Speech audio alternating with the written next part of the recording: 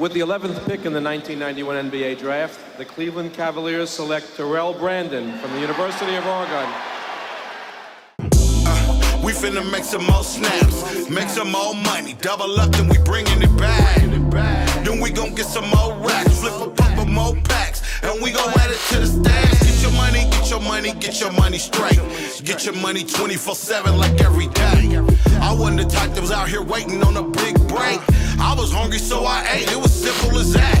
You gotta get up, get out, and get at it. I was a fiend for the money. For the money, I was an ad dad. I get up and chase dollars with no practice. You don't like your life because you're so average. Gentlemen and ladies, how you doing again? Once again, Life After Basketball with Terrell Brandon. Do me a favor, as always, subscribe, share, and like. Definitely go to the Cash App, as you see up here on the screen, and continue to support this channel. Appreciate it very much. Today's content is going to be great. A young man I've been knowing pretty much both of our lives. We played against each other. We played briefly with each other in the park. Played against each other in the championship. One of our great coaches of all time here. But more importantly than all the things that we're going to talk about, how we grew up, he's one of the nicest and greatest young men that you will ever meet. Soft-spoken, but aggressive. And he's definitely from the P. And he is the one and only, I call him Coach still, Coach Pat Strickland, live right here, Life After Basketball with Terrell Brandon. So continue to support. We appreciate it very much, as all Portland. And as always, enjoy the song of the episode. We'll be right back. Baby, come here. What's up, baby? I see you from behind. I just had to see your face. Baby, come here. It's TB Enterprises, baby.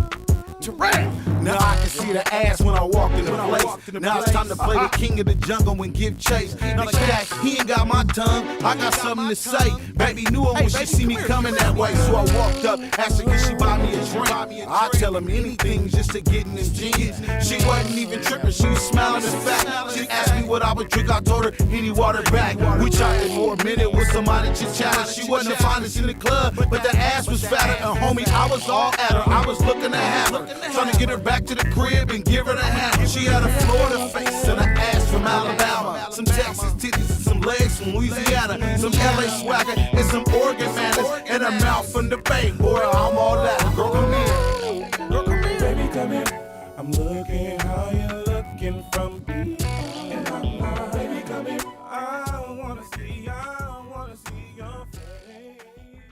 Yeah, 7th grade years when I broke on the scene at Dishman. I was hanging out with the family. We were just playing a little rap ball at the parks and stuff. So I started playing organized ball 7th grade year for Magnum Force. That's when I got broke into the construction basketball. You know what I'm saying? So, And VD was your coach, right? no, BD wasn't my coach. Booker and Vernon.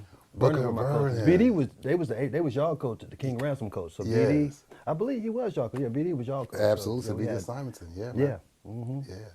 Once again, Life After Basketball with Terrell Brandon. Sitting here with the great Pat Strickland, man. How you doing, brother? Man, I'm good. I'm great, man. I appreciate you having me on, man, and it feels great to be with great. You know what I'm saying? Oh, man, thank you, brother. Thank you. I appreciate that very much. And those of you who are not from the city of Portland, we're talking about Knott Street, which is better known as Matt Dishman Community Center here for those who don't know. And it's one of our legendary recreation centers that we have here. And in our gym, Pat, that we was talking about, we couldn't play home games. Because it was so small, man. Talk about that real quick. I mean, that gym was so small. It's definitely legendary, like you said, but that gym was so small. It was like the walls and was out of bounds, basically. Really didn't have no out of bounds. The walls was out of bounds, but we practiced there. That's what we learned. That's what we grinded at. But we didn't. The only games we played in the building was probably just scrimmages and things like that. But we had to play games elsewhere because the gym was so small. Hot box. You knew when you was gonna hit the block, the whole entire block on a run, you know. Yes. But definitely not only the gym, but the game room is legendary. The boxing at Matt Dishman is legendary. So it's kind of legendary all the way around. Absolutely. You can go swimming. Man, all of that. You know what I'm saying? You can jump on the trampoline. You know what I'm saying? We used to do all that, gimps and all types of stuff that, at Dishman. Yeah. Yeah. Yeah. And you talk about that game room. That's when I found out how to play bumper pool. You know what I'm saying? Bumper pool and ping pong. Right. I Yeah. came in as a pool shark though because I had a pool table at the house, and but the other stuff, I was learning on the whim, the bumper pool and the ping pong and all of the foosball and all of that, Yes. man. That was we kind of go in the game room before or after practice, kind of hang out, just kind of socialize, man. Just great socialization joint, man. Now, how you become a pool sharp already? Wait a minute, what happened? Well, I grew up with people don't know, but I grew up with a pool table at the house. My older brother Ed, R.I.P., was he was the pool shark. You know what I'm saying? Yes, he was. But no, I grew up with one, so that's how I knew I was pretty good. I still got a little stick, man. I know you do. I know you do. One thing about it is a trip because you talk about your family. You have a legendary family here, but they're all around the same height, y'all, right? But they all can fight. They're all so mild-mannered and smile and look at you.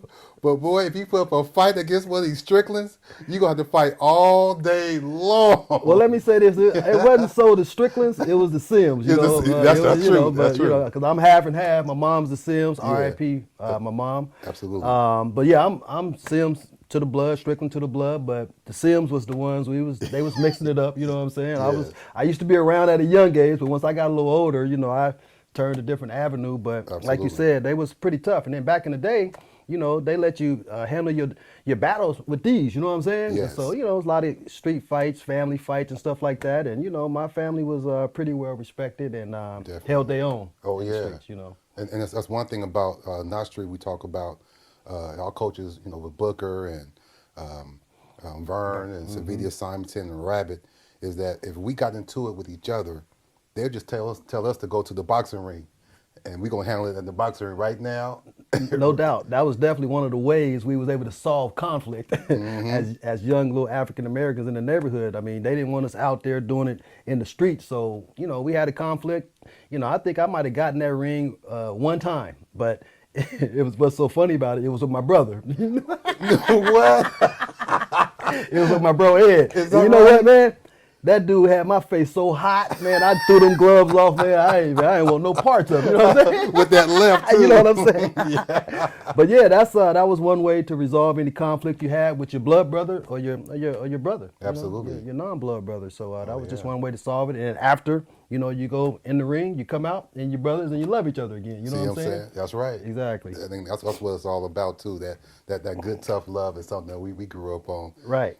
One thing about us, Pat, is we really from Portland for real, and us being point guards, you grow up the smallest all the time.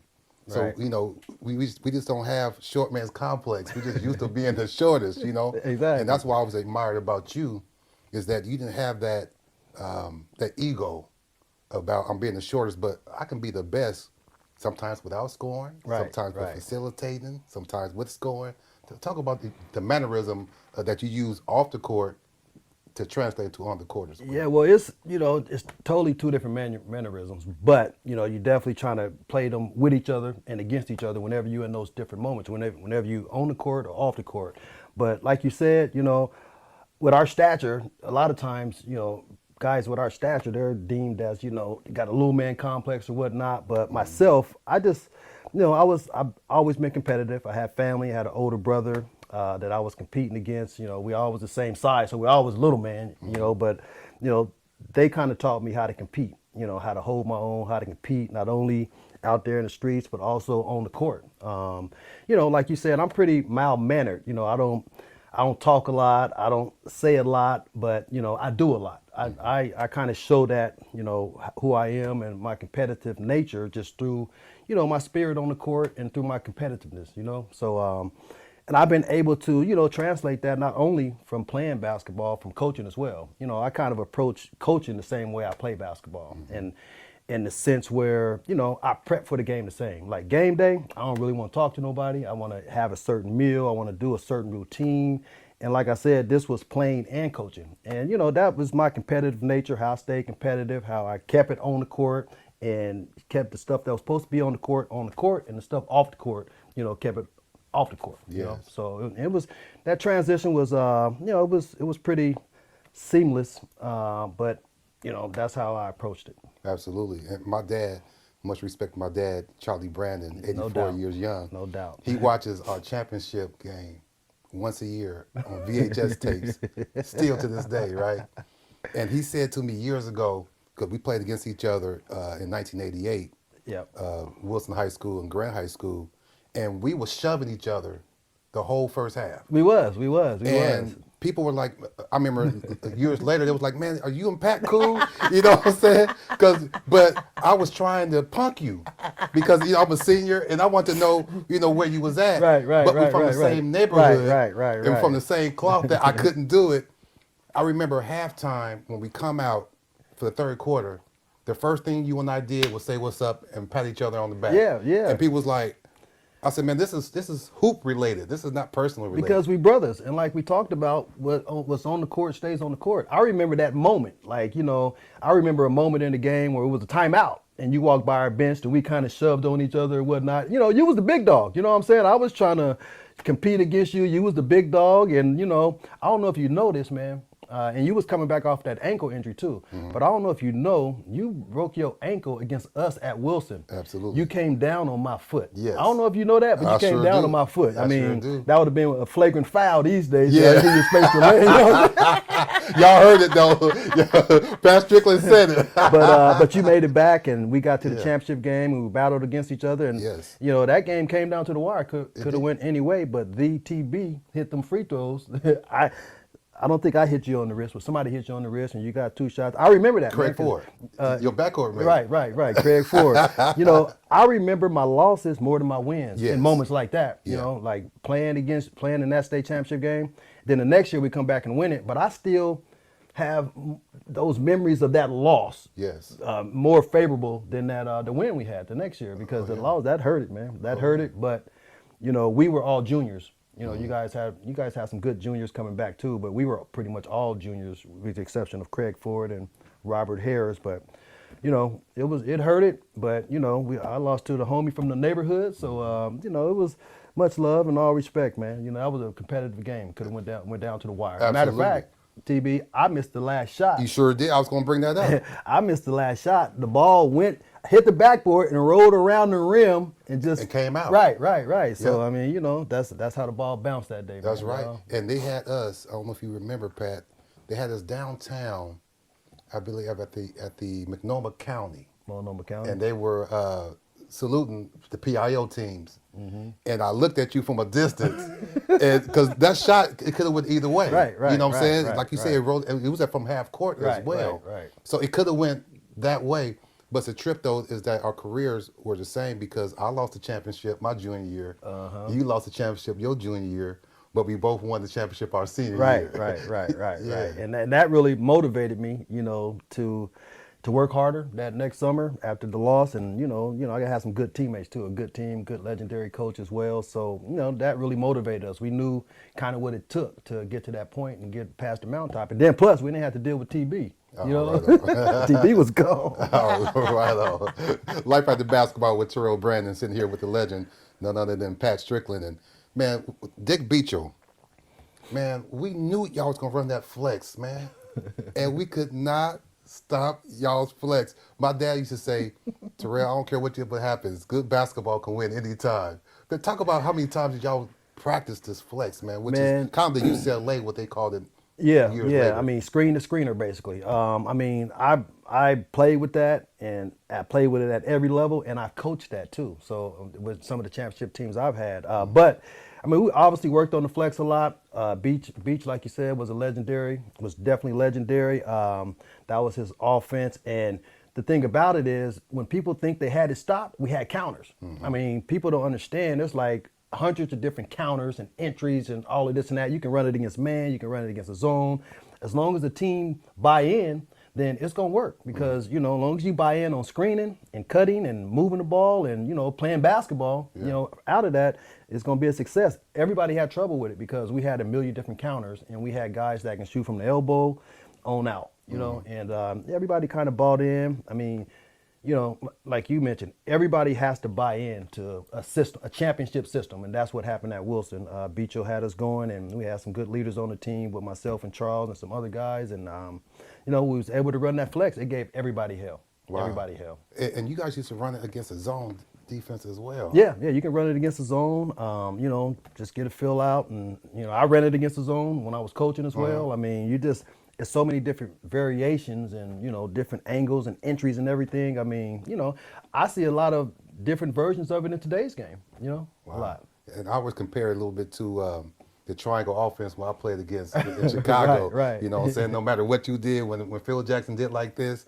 you had those counters and all that. But the more to the story is when Michael get in around that free throw line, everybody just get out the way and be able to do their thing. Everybody bought into that triangle, but MJ could venture off. Yes, absolutely. That's kind of how the flex is, man. Everybody buy into it, and you got your certain guys that's gonna pick and choose their moments when they attack out of it. Mm-hmm.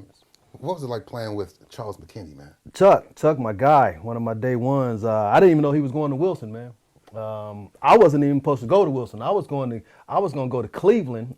Back then when I was going to go to Cleveland because Pops wanted me to go there, man. Yeah, they had a good business program. Even though I wasn't a business guy, that's what he wanted. You know what I'm saying? Absolutely. But back then how you had to do a little transfer paperwork, and every school was magnetized. They specialized in different areas, and Cleveland was business, I believe, and so they didn't accept my transcript. And then so I didn't want to follow my bro Ed to Jeff, and I wanted to kind of make my own name. So I had some partners going to Wilson, Gene and Anthony Laurie and those guys. I didn't know Lyday or Chuck was going there until I got there. Really? Wilson, I selected Wilson, and I actually had a great time out there. I mean, I wouldn't change where I went to high school at and what I did. I mean, I had a great time out there. I played football as well out there. But no, so that's pretty much how I chose Wilson. Cleveland, it was Cleveland first, and Wilson was my second option. Yeah, because most of us, we all grew up in the Jefferson Right, district, right, regardless right, anyway. right, So, right, man, right. if Jefferson would have got all of us, man, a lot of us wouldn't have made it because it was And we all from the same hood. And man. despite TB of with us not going to Jeff, they still was a powerhouse. Yes. You know what I'm saying? They still had the dudes. Absolutely. So they still held their own without us, going there. And like you just alluded to, that some people wouldn't have had a job if everybody would have went there. Really? So What I love about you and Coach Paul Kelly, and much respect to you, Dupe, and Robert Key and people like that. Talk about if this happened, when you're such a legend at Wilson that individuals probably think when you get into coaching, you have to coach at Wilson, and then all of a sudden you end up going to a rival like Jefferson High School. Did anybody would say, "Man, what are you doing?" Or was it kind of cool? nobody really said that, but nobody know the backdrop on everything that happened. Like I started out coaching freshmen at Benson under Don Emery, like in '97, and so in '99 the Jeff job came open, and I was the top guy on the list for the job until Haskins threw his name in the hat. His name wasn't in the hat at first, so Haskins threw his name in the hat. And then it was kind of a no-brainer. He had experience, a guy in the community, and turned out to be a legendary coach. So he got the nod, and that's at that point I left Benson and came over just to help him, just so I was on his staff then. But I think a year or two had passed after that, and the Wilson job came open. And I did talk to some folks up there, but it was all new folks up there. It's 20 years later or something like that. It was all new folks up there.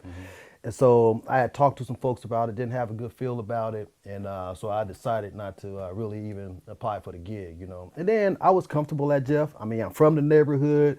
It felt really good being in the neighborhood. And at the end of the day, to be honest with you, man, I went to school at Wilson, but after coaching at Jeff for all these years and being around the student body and just in the community, I feel like I'm more demo than Wilson. You know what I'm saying? So, and that's, my son went there. Well, my sons went there. My daughter went to Grant, but my sons went to Jeff. So, I feel like I'm a true demo. I didn't walk the halls there for 4 years to go to school, but I feel like I'm a true demo, man. Absolutely. We appreciate that too. And tell me about, Coach, those of us who haven't been a head coach before, the anxiety of being a head coach on an hourly basis, a minute basis. You don't know what kind of call you're going to get from a student or from a parent or somebody in the community. Right. No, coaching is 24/7, man. I mean, it ain't. If you want to make some big bucks in coaching high school basketball, it's not the gig. You got to really care and want to help these kids. There's going to be some hiccups, some stuff that's going to pop up. But And I did it all year round. Not only at Benson and Jeff, I did it at AAU, so I was doing it all year round. I was one of Nike's guys that after Troy Berry, I was a Nike guy. Now Kendrick Williams is a Nike guy. So that ran the AAU scene. But, you know, shoot, whenever you're dealing with a population of, you know, kids, teenager, adolescent, young men, you know, from the hood, the neighborhood, you know, it's going to be some adverse situations, that some stuff you're going to run into late at night, all through the, even when you're not with them, even during the off season, you know, you're just going to get calls because you establish those relationships. Those are lifelong relationships. And really, I've treated all my players like they was my sons, man. So I've been available 24/7, you know, for all the years I've coached, for anything, any hiccups, for any parent, any one of my kids. And those calls certainly come in and have came in. And I've been fortunate enough that I've been working for the state where I investigate child abuse and neglect, and I help provide resources for family and kids, you know, in need. So I had already had that background where I knew resources, how to call and dip into resources for kids and families that are in need. Yeah. But no, you know, like you alluded to though, just, you know, dealing with the population of student athlete that we deal with, man, is, you know, stuff pop up all the time, man. Yeah. You know, I continue to help, you know, resolve situations for kids that I've coached. I mean, a lot of them have become outstanding young men, graduated from college, have families, and I stay tapped in, man. I definitely stay tapped in, and if I can help out today, I still will. You know, so. That's beautiful, man, because a lot of young men, particularly, you know, they don't have a father figure at home. They don't know how to put a condom on. Right, They don't know how right, to right. approach a young lady with respect. They don't know how to, maybe sometimes their hygiene may not be where it's supposed to be. Exactly. Just because they didn't have the tutelage Right. that some have. So I'm sure you've been through something Yeah. similar to that as well. And I had a dad, you know, I had a dad and I had a mom. So, you know, just like you, I grew up with two parents. They wasn't in the same home early on, but they ended up getting back in the same home. But, and I knew what that knowledge was worth to anybody on the street. So I was able to be a father figure to a lot of the kids that I've coached that didn't have a father. And it was quite a bit of them, you know? And so, you know, I think just being that extended person that's able to help these kids, you know, further their academic and their athletic lives, man. Yes. I mean, you know, that went a long way. And that really was why I was in the game, really. Like I said, I wasn't in it to make no money. You know, I was in it to help these, you know, young men, you know, because I wanted to give back just like the folks, VD, Booker, and Vernon, the guys that gave back to us, man. So I felt like it was my duty to give back to my community, man, no doubt. Yeah, we definitely a community person, and we appreciate you very much. I hope you always know that. And once again, we're here with the one and only Pat Strickland. And Pat, man, the game is changed over the years. I go by the park sometimes, and I sit at Irvin Park, or I sit at Unthay Park, which is SEI, and sometimes I'm there by myself, and I kind of pinch myself because this park's supposed to be packed, man. You know what I'm saying? And sometimes it becomes a little discouraging, but I know times have changed. Do you ever look at, you know, some of the things that we did, playing on double rims and being in gyms that was, you know, midnight madness that we was having at, you know, Salvation Army or Matt Dishman Community Center. I kind of miss those. No, I think about that all the time, the way we grew up versus today's game, man. And it's just like night and day, because I think, you know, back when we grew up, that's when the NBA was, you know, they let you hand check and you foul a little bit. And I think a lot of those traits was learned at the park, you know, playing, you know, basketball without somebody having a whistle in their mouth, meaning they playing only constructive basketball. And we learned the hard way, man. We learned how to be tough, how to hold our own, and those double rims you talked about, man. If you know how to hit a jumper in the park on a double rim, then you're gonna be pretty much butter in the gym. You know, I say this, I call it the new era. This new era basketball, man. I mean, the funniest thing that I kind of joke about it with a lot of people is when I see a guy walk in the gym with a bag on his back, and the only thing I'm thinking, that's a bag of tricks. You know what I'm saying? With the cones, with the bands, with, you know, that's a bag of tricks, man. Because none of the greats really did that. You know what I'm saying? I mean, that's just really, you know, a way to make some money and sell a false profit dream or something like that. Because at the end of the day, I had access to, at Jefferson, to shooting guns and all of that stuff. I was like, no, we're going to have 3 people. We're going to kick it out. We're going to do it that way. We're going to do it the authentic way. You know what I'm saying? The best way to translate a game way, you know. But, you know, I think the game has gotten a lot softer these days because there's no more playing in the park, man. Yeah. That's where you really got that heart, that strength, and you a little dude, you ain't getting no calls, you know what I'm saying? And you competing. I mean, it was so, I mean, I used to love it, man, just calling up the different guys from different schools. Hey, we're going to be at this park, we're going to be here. And it's not only one park. It's going to be, we're going to bounce from this park to that park. We're going to play all day. Yes. I mean, only time we kind of went to the gym is when it was kind of cold. If it was hot outside, we going to the park. Absolutely. But any other cold or, rainy or something like that, we going to obviously be in the gym or whatnot. But no, I definitely think it's definitely a big difference of the game. And we all know it. It's a lot of threes being shot these days, lack of defense and toughness, they say. But I think that's due to the shift of the culture of just, neighborhood basketball, playing at the parks and, and stuff like that. And, going against the guy with the bag of tricks, you know what I'm saying? Yeah, absolutely.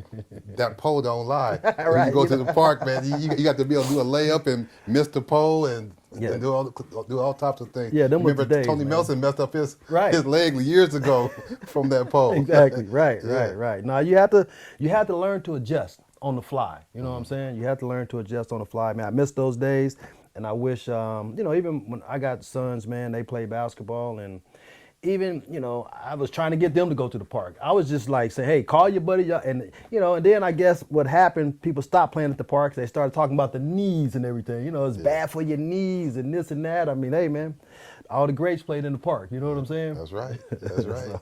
Yeah, that was what time it was. And we had so many things at the park, too, not just balling, but we had jam sessions. See what I'm saying? Jam sessions. We had pit bull fights, man. We had all types of things. Nigga fights.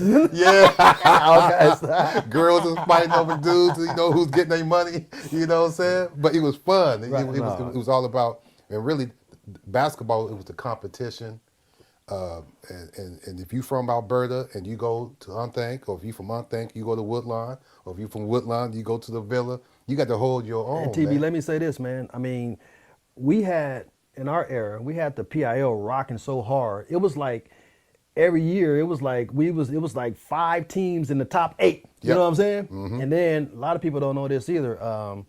Wilson won the title in '84, I believe. Grant won it in 85? 86. 86? Okay, 86. Wilson won in 85, Grant won in 86, and Sunset won it in 87. Then you guys won it in 88. Wilson won it in 89. Benson won it in 90. Yeah. Wilson won it in 91. So we had to, it was rocking, man. Yeah. In that era. And I believe that is an attest to us, honing our game up at the park, just competing against each other, All of us from the same neighborhood. neighborhood. Without a coach or a daddy without a coach or a daddy or a parent, Yeah, absolutely. And something that you said that was important is that it wasn't a referee there. So if you call a foul yourself, it better be a foul for real. Because if somebody say, no, man, that wasn't no foul, you just check up, you just got to go on about your business. Right. Now, you have to be able to play through it. Yep. Especially as a young buck playing with the older guys, you're definitely going to have to play through it. And then you just learn that, hey, you really going to have to get fouled to call a foul. You know what I'm saying? You might have to get hurt to call a foul to get the call. Man, how many times we done walked home and had a bruise on our knee or a black eye Scratches, or something? You know what I'm saying? Yeah. I know a lot of cats that got scratches from me because, you alluded to this earlier. I wasn't a big offensive guy. My strong points was that I was a leader and, I was pretty tough-minded. And my recollection of Beachel, legendary Beachel, is that like Beachel kind of let me run the show. Like I was subbing dudes in and out. I was like, get him out of here, do this and that. I was slapping dudes in practice because you not gonna mess up what we got going on, man. Absolutely. You know what I'm saying? Like if I'm up front playing defense and you let your man catch the ball, I got something to say to you, man. I mean, it's like I tell people this, like me playing basketball, even with this little grown man stuff, it's a 40 and over league I play in. I've never not picked my guy up full court. I've never not. I know that for sure. I never not picked my guy up full court because that was my motor, that was in me, and that's just how I was competitive, man. I wanted to make my guy work. And you still playing like that? Well, I ain't picking him up all the time full court right now, Okay. But it was a stretch I did it on Wednesday. I was tired in the mud, man. I was like, son. Yeah.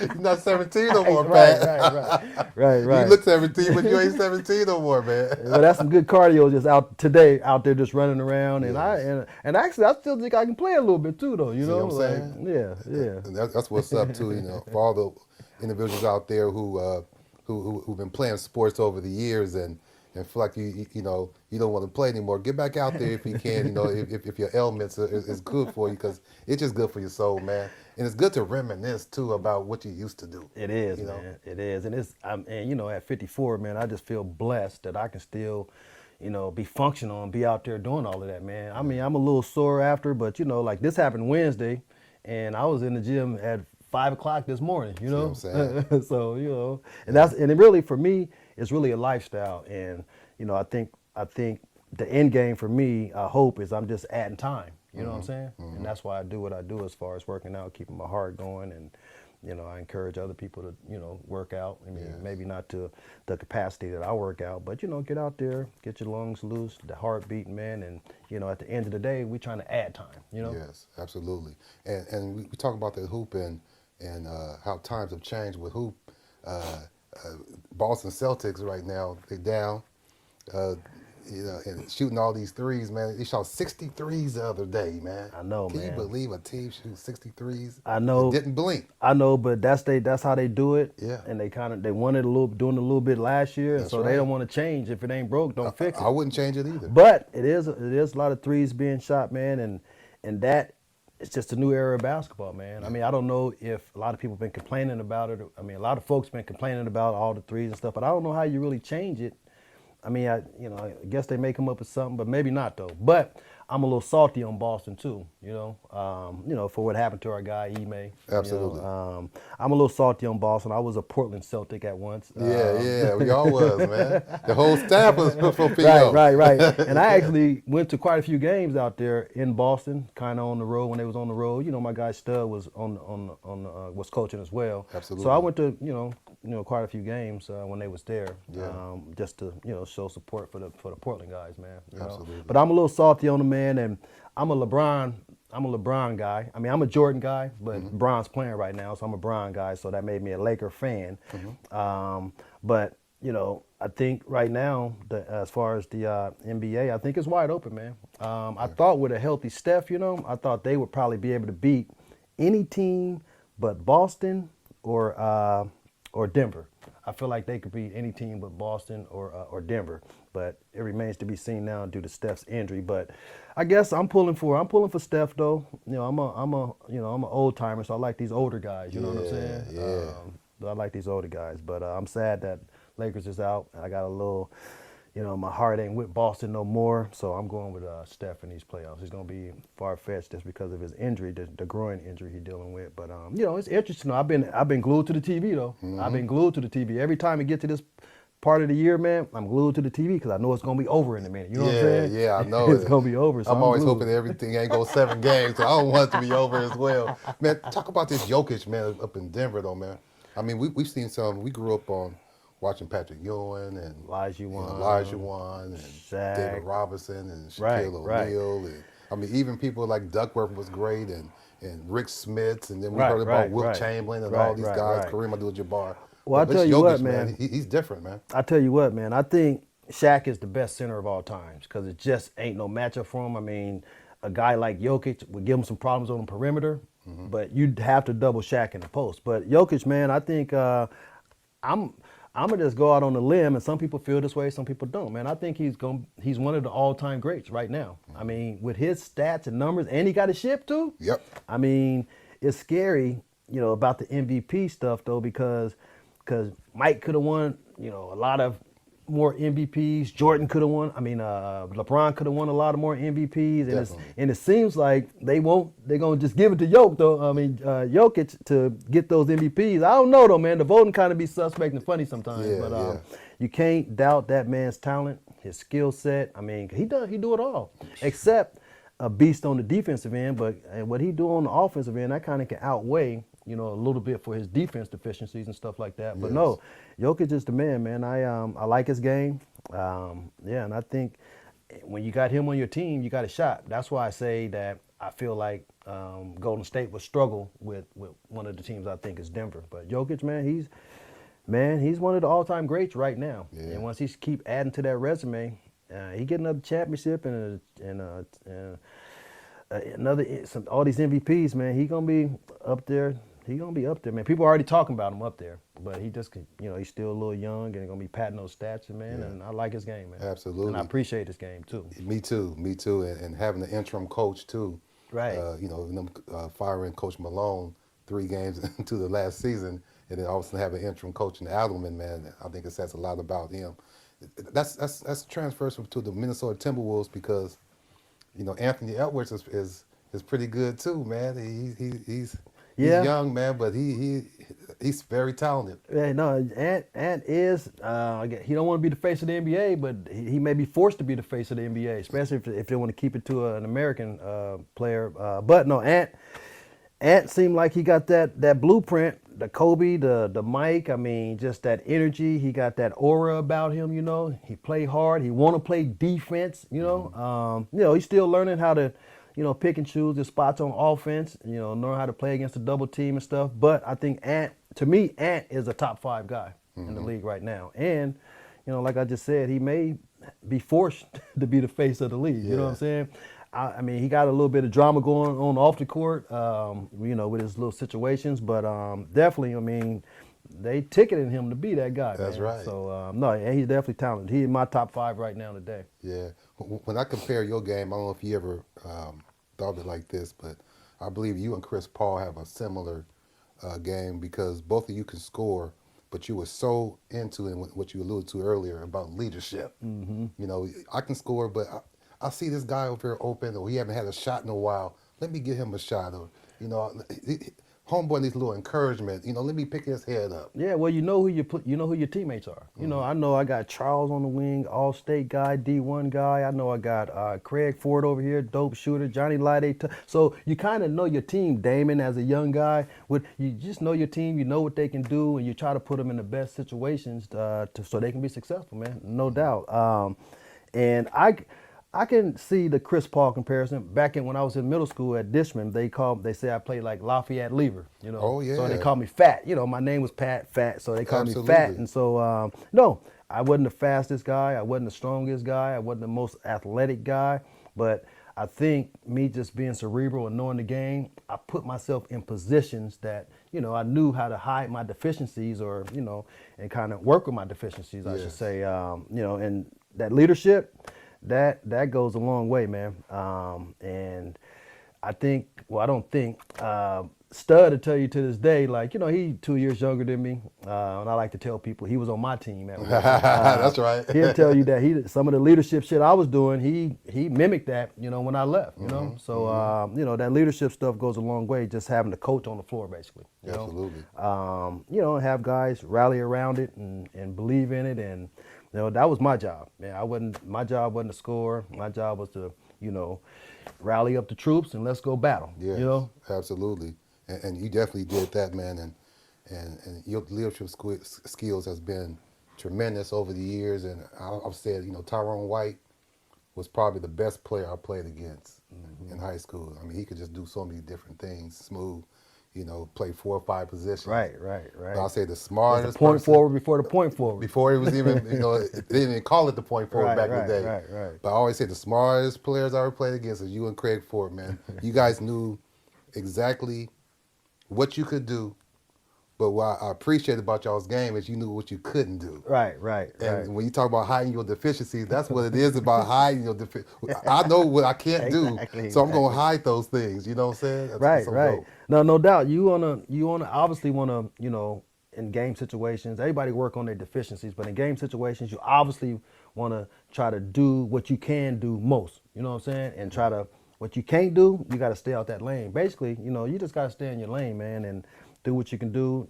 That's gonna help the team. And I was a guy that just really always stayed in my lane, man. Always was the front line of the defense. Always was communicating, man, and and just going back to that leadership, man. I think leadership is just the key to everything, man. And part of leadership is getting guys to believe. And once guys believe, and you close that hand up and you become a fist, and man, the sky's the limit, man. Yes, No doubt. absolutely.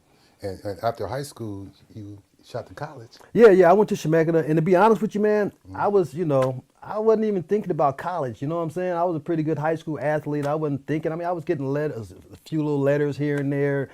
Not from very many D1s, if any, really, but from football letters and shit too. I played football. Yes.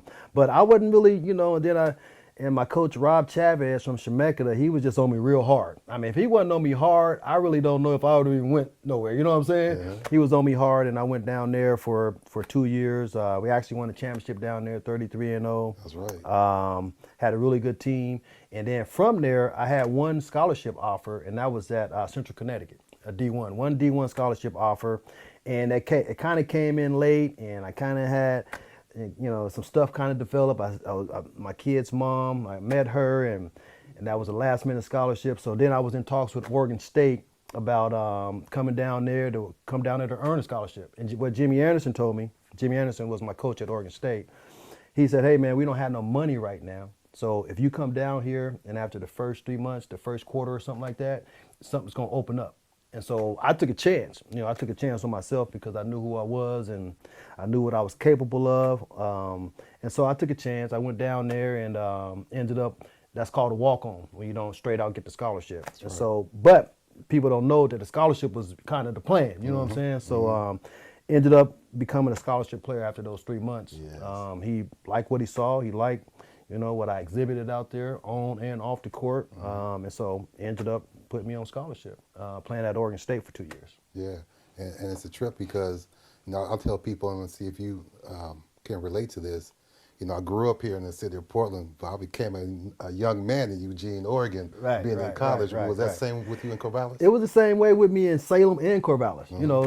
Salem was like, it was very similar to Portland. It had a lot of us down there. I don't know if it was, a lot of us that was going to high school down there too, and a lot of us, that's kind of doing some other things down there in that area. But absolutely. But I did kind of grow up in Salem. I had that JUCO, that community college. That's really a grind. That's like that ain't for a lot of people. You got to be. I mean, people. That's really a grind, man. And I had teammates from all over the country. Shoot, 2 from Seattle, 2 from New Orleans, 2 from Oakland. I'm roommates with them, so yes. we just kind of grow up in Oregon. When I got down to Corvallis, Charles McKinney was my roommate down there. So, you kind of grow up on a whim, like you said. You from the neighborhood, from Portland, but once you leave your neighborhood as a young adult, them are some years that are some impressive years. So you kind of is in the pot where you just, with a bunch of other young folks that left home, and you guys just learning how to live on your own, learning how to function and operate, and obviously we was pretty successful at that too, at doing that, that transition. But it's definitely a transition, man. You grow up fast too, and those little 4 years, they go by fast. And even though you was fortunate enough to get out of there a little early, but no, you definitely grow up fast. And those are moments too that I appreciate, man. People ask me all the time, like, hey man, if you could go back in time into one of those eras, man, I'm like, I don't really know, man, 'cause my life has been great all the way through,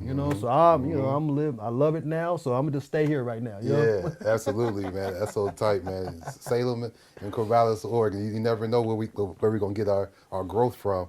And we talking about who, once again, Pat Strickland right here, live with the basketball with Terrell Brandon. And I'm an advocate, Pat, in watching college women's basketball. I watch it all the time. I've always watched it. They're not into, trying to be on Sports Center, right, Fox and all that stuff. Right. The basics. Coach. Other than the portal, which I wanted to touch on before we get out of here. Young ladies and young men can go where they want to go, and the money it is. But most of the time in women's basketball, coaches can have them for 4 years. Right. And mold them. Do you watch a lot of college? Yeah. I didn't at first, like a lot of people. I mean, I started catching on these last several years, and just getting to know the players. And I got a really good friend of mine that's the coach of the TCU women's. He actually, it's not from Portland, but he coached with me in AAU here. Mark Campbell. But I just over the past several years, I just started watching female basketball and getting into it. My daughter played at Grant, but I've been so busy, and that's one of the reasons why I didn't even watch a lot of college guys basketball games really, except a lot of the guys that play for me and a lot of the guys from the town. Yes. But I've been so busy, so I haven't been coaching the last several years, so I've been able to watch women's, and I enjoy watching women's. I watched a lot of women's basketball over the last several years, and it's just becoming really big time, man. And I appreciate their skill set. I don't ever think the finances is going to be the same as the guys, but they got something good going, man. And I hope they can keep all that positive energy going moving forward. But and I'm going to continue to watch a lot of. I haven't never been though, but I am gonna go.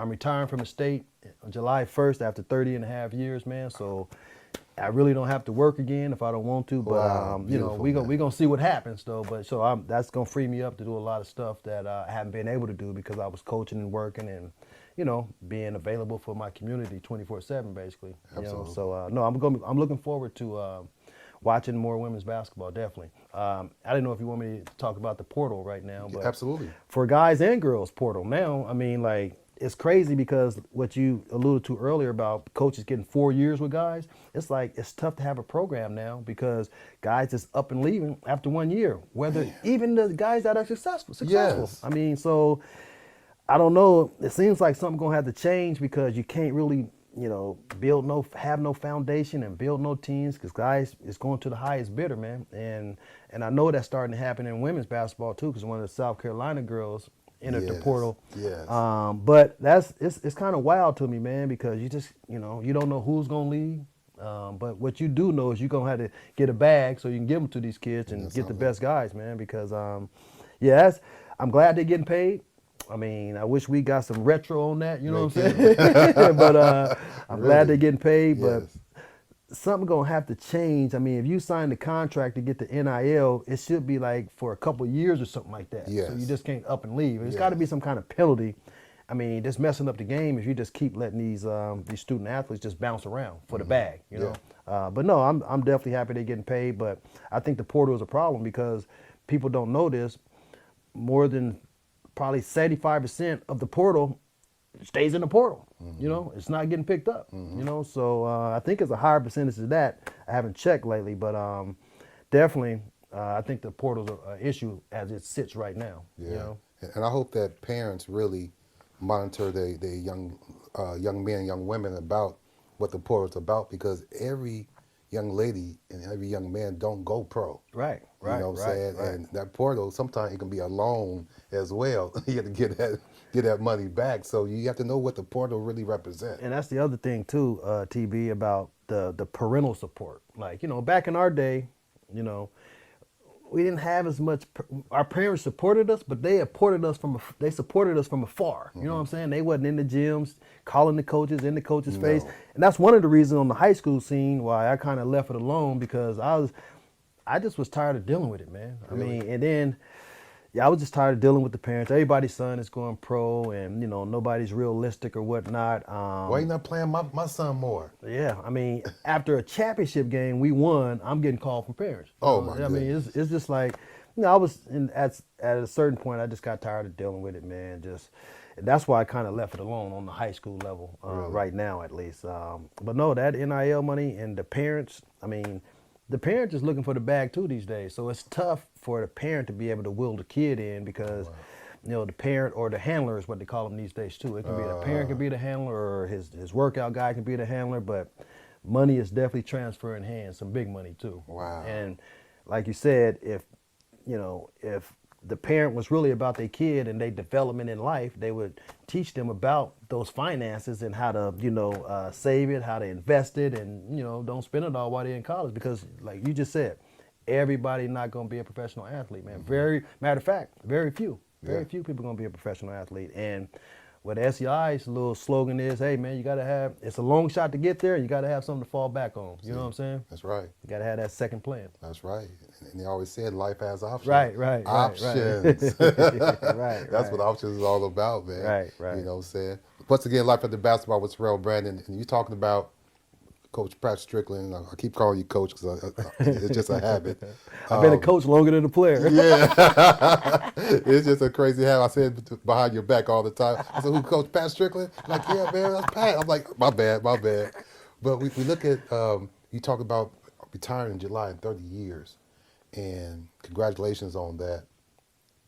You talk about the leadership qualities that you have in basketball. Talk about in business and working and in basketball how being a leader has translated into the other parts of your life, not just athletics. Yeah, totally. When you work for the government, man, you obviously gonna have to work in team settings. You're gonna have to do a lot of in the field I'm in, investigating child abuse and neglect. You know, there's a lot of conflict resolution. You got to help people solve problems. You got to help provide services.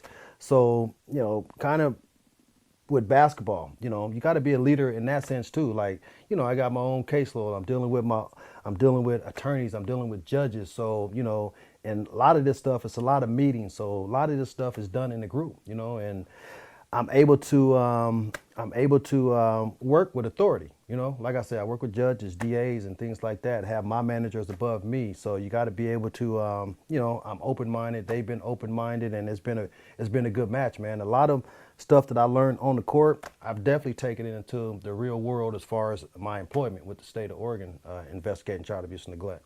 Oh, that's so tight, man, and let people know this is what athletics is about. You know, we go into board rooms and we have meetings. We go in with composure. Sometimes they can look at us and say, "How are you guys so calm?" Right. This is what we did in the line of duty in the locker rooms. And TV, that's what they say a lot. Like, hey, man, like nothing rattles me. Like nothing can rattle me but basketball. You know what I'm saying? Like losing the basketball game, but you know, my everyday work, my family life. Like I've never really gotten rattled. You know what I'm saying? Like, and people are amazed by that. Like, hey, man, like even at work on a lot of serious and tough cases that, you know, you may want somebody to come and help you out. A lot of folks at the office will ask, hey, can you go out with me? You know, because, and then, you know, when somebody come into the office or it's a really bad case, they want to put me on it because they know I know how to diffuse and de-escalate. And those are some skills, and I can have this demeanor on my face. I'm not demonstrative, you know, able to communicate and just kind of resolve things in that way. Yeah. Definitely. Yeah, you've always been that way too. This is not new to Pat Strickland having this demeanor. Even when he was a kid, he always had the same type of mannerism in the neighborhood, and that's something that we appreciate very much. Before we get out of here, let's touch on your grade school times. My grade school times, man. What grade school you go to? Man, I bounced around a little bit because my parents wasn't together. But so I went to Humboldt, you know, I went to King, but I did my last set, my 4th and 5th grade year at Woodlawn. Yeah, I did my 4th and 5th grade year at Woodlawn. I had a fabulous time, man. Like I said, every era of my life has been fabulous. You know what I'm saying? Even though I kind of bounced around, I had great parents and a great family. You know, so those were my schools. I really, you know, Woodlawn was, you know, because Woodlawn was just popping back in the day. You know, at that time, you know, like Smooth was down there, Walter Bailey down there, you know, and a lot of other guys. You know, it was some fun times, man. I remember a lot about Woodlawn, you know. So, you know, then middle school, I went to Whitaker 7th and 8th grade year. My bro and sister went there every year, but, you know, we was going back and forth from moms and pops. And, you know, at one point I just kind of stayed with pops and he moved out to Southeast. In 6th grade, I went to Hosford. I don't know if you're in Southeast Portland. Man, you went to Hosford? In 6th grade. And then I was like, I might have quit the last couple of days of school out there. It's like, hey, man, I'm going to school back in Portland. So that's when I, you know, got connected into Whitaker. My mans was there at Whitaker, you know. I heard you talking with Chevalo. Y'all was doing a lot of that Tubman talk, man. And, yes, sir. Now, that your class of 88, now, y'all had Tubman popping, but the class of 89, we had Whitaker popping. Okay, all right. You see how you start tripping on me, y'all? That's tight, too, man, because Whitaker definitely is one of our legendary grade schools, and it's not in effect anymore. So anytime we have schools like Jackson High School we grew up on that we didn't go to, but we was younger, Washington Monroe, Adams. You know, Adams, that's right, Whitaker, those type of legendary schools. I love when people who went to these type of schools, and it's all over the nation too. So those of you who are watching that's outside of the state of Oregon and Portland, you know what I mean. It's always great to reminisce about the schools that you didn't go to or you heard about that have legendary people who went there too. So right, no doubt. I had a great time at Whitaker too, man. I was kind of pissed off I didn't go there 6th grade year. You know what I'm saying? Yes. Like, what am I doing? You know? Absolutely. You know, me and Ed. You know, Ed was like my twin. But that was the first time we was separated, other than going in when we went into middle school. That was the first time we was separated on schools we went to, then and then when we went to high school. Yeah. So, but no, I had it was fabulous, man. Whitaker, them days we was in a big new building too. Y'all was all like sardines over there. You know what I'm saying? You ain't kidding. Gotta rub it in now. We was too compact right here, man. That's all we have, bro. And that's the thing about what we talked about is that you have to adjust to what you have. Right, You no know, doubt. you don't really complain about what you don't have. Right. Because you know when we grew up, every school had a stage. Right. You know, we was at Boise or Right. we was at Ockley Green or whatever. You know, it was really a cafeteria. Exactly. Converted into a basketball joint. Exactly. And you just move the tables and you check up. Yep. And at Whitaker though, we had the gym though. We had the separate cafeteria. Though. But but yeah, you playing at lunchtime in your jeans and your good shirt. Yeah. And, you scuffing your good shoes up and everything. That's right. We hooping, man. We was hoopers, man. We was gonna hoop at any way we could, anyhow, against anybody. That's how competitive our era was, man. Definitely. That's right. And that's why we got you and Stud out of that era. You know what I'm saying? You know, I mean, shit. I mean, it is what it is. I mean, y'all got it from the mud. You know. Absolutely. How many times have you played Crunch? Man, 1,000,000 times, man. Yeah. 1,000,000 times. We grew up on Crunch, man. I mean, I had my cousins was a little older than me, my brother and stuff, but I never used to win, you know. Matter of fact, I didn't start beating them until I was a freshman, you know, because, you know, you said we all the same height, but they a little small, they're a little shorter than me. Okay. And so I remember, man, I couldn't beat them in nothing. I couldn't, especially Ed. I couldn't mess with him. He was a lefty. Yeah. You know, he was a good athlete too. Absolutely. And once I just outgrew him a little bit, freshman year, I was able to, you know, beat him sometimes. Sometimes, Yeah. not all the time, but sometimes. Yeah. You know, so. Yeah. Man, if somebody's trying to get in contact with you for any reason, if it's just to talk to you personally, or they may want to get some advice athletically, or you know, working with the county that you've been working with, how can they get in contact with you? When they can call me, I got a Facebook, and my kids say I got a X or something like that. I don't really know, but I don't really do the social media, even though I do have a Facebook. I'm not really on it. But if anybody want to contact me, they can reach me on my personal cell phone, which is 503-209-2103. And if you know me, and you probably already got that number because I've been having that number for 30 plus years. See? So that's the best way to reach me. You know, I want to give a little quick shout out to the Aaron Cowan Foundation. You know, we do games for him. He gives scholarships out to kids in our community every year. I also want to give a shout out to my brother Jermaine, his little dispensary, THX, the highest expectation on 33rd in Alberta. Those are my shouts out, man. Absolutely. And you got kids as well, Yeah, right? yeah. I have 3 kids, 3 bio kids, and 1 step kid. My kids are adults. My oldest son is Tyus. Tyus is 28. He's 28. Kadeem is 27. My daughter Paige is 25. Wow. 20. No, she's 20. She's 25. 25. Yeah. So I got old kids, and I got 2 grandkids. They are 7 years old, twins. Oh, congrats on that, man. No doubt. And talk about parenthood real quick before we get out of here, the difference between talking to your kids and then talking to adult kids.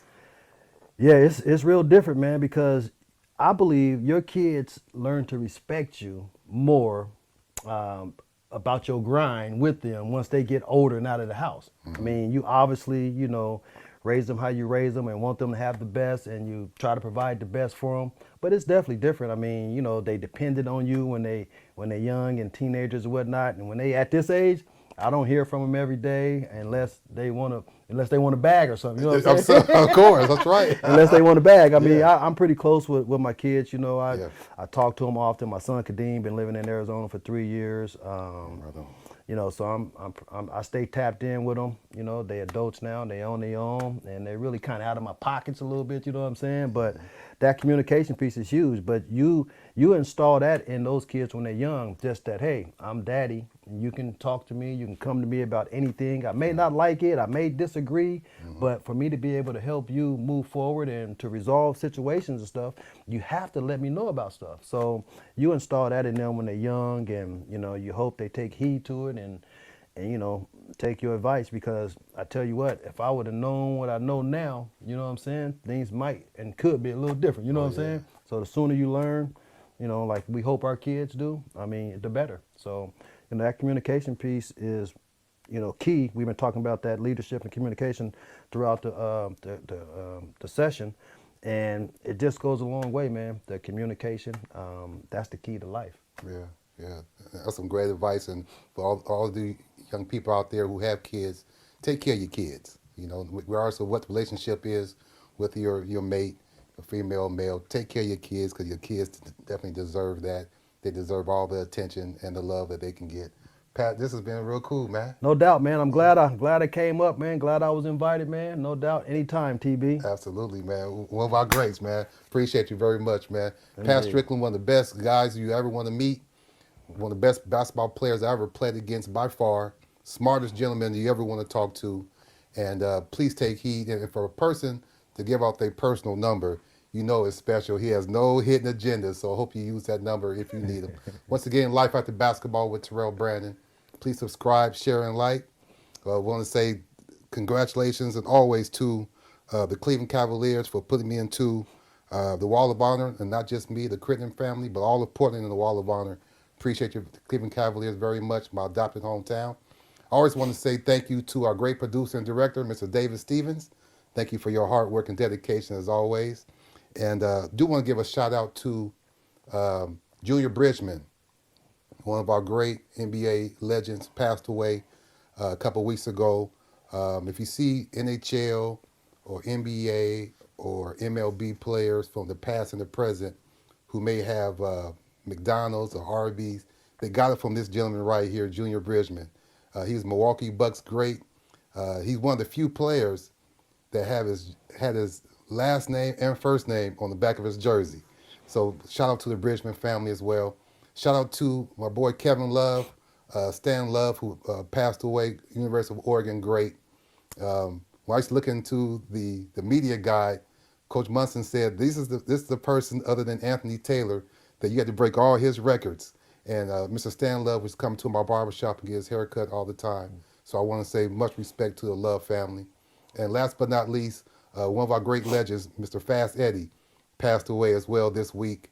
And he's one of our prominent individuals in our community, does so much for individuals and giving them jobs and preparing his family. And he has some of the most mannerable kids and grandkids you ever want to meet. So I'll give a shout out to him as well. And to any of you who have had loved ones that you've lost, much respect and love to you.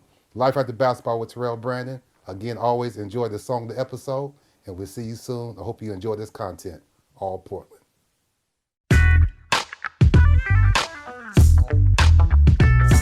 Yeah, breathe with us. TB, Maniac, Mr. X to the you know me. Steady, Bosco, come on, tell these niggas how we do it, man.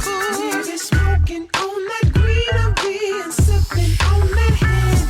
3 chicks in my sports car, nick up all of them. Step up in the club and grab a table for my friends. I know it might sound crazy, but that's how my life has been. Another nugget like exhibit just can't be found. To all my women, I be swimming in, hold me down. Steady, never back down, only hold my ground. Check the resume, we just cocking the spray. Y'all niggas just sloppy and get hit.